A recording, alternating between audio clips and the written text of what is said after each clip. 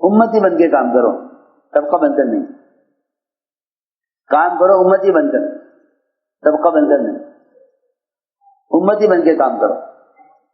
امتی کسے کہتے ہیں؟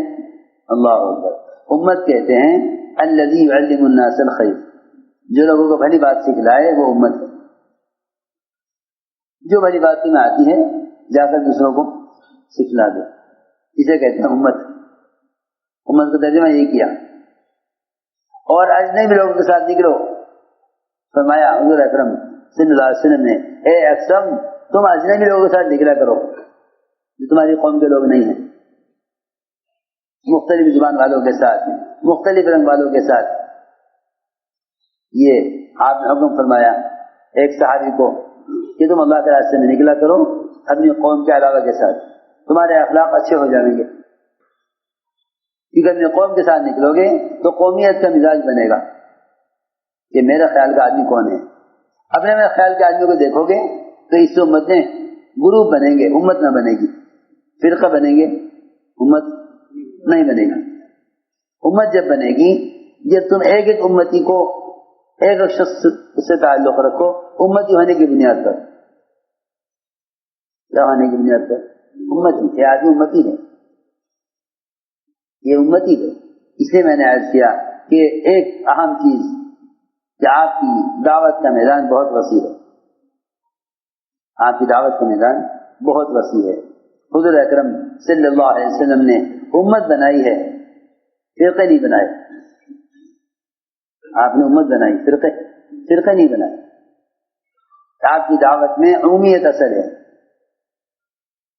اسے دوستوں عزیزوں ہر سمجھتے تھے 3 اسباب ہیں ارتداد کے، امت کی ارتداد کے 3 اسباب ہیں۔ ایک سبب ہے جہالت، لہذا علم کو لے کر پھرو تاکہ امت جہالت سے نکلے۔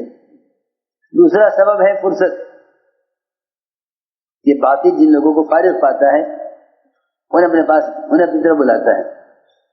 میں عرض کر چکا کہ جب حضرت کعب بن مالک رضی اللہ تعالیٰ عنہ گھر بیٹھ گئے اور خروج سے بیٹھ گئے تو غسان بادشاہ نے کہا ہمارے پاس آ جاؤ۔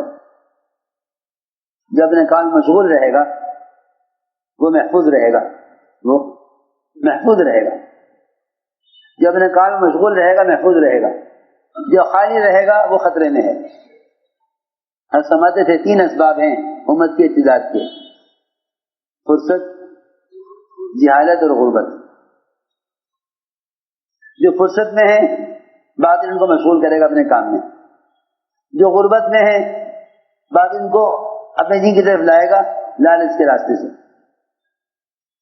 اور جو جاہل ہیں اپنے دین سے باطل ان کو اپنا دین پڑھائے گا، باطل ان کو اپنا مذہب پڑھائے گا کہ لو یہ پڑھو یہ دین ہے۔ اس لیے 3 اسباب ہیں یہ امت کے ارتداد کے، غربت، جہالت اور فرصت۔ دعوت کی نقل و حرکت کے ذریعے امت کو جہالت سے نکالنا ہے، اور نقل و حرکت کے ذریعے امت کا اکرام کرو، اس سے بھی امت ارتداد سے بچ جائے گی۔ اور تیسری بات یہ ہے کہ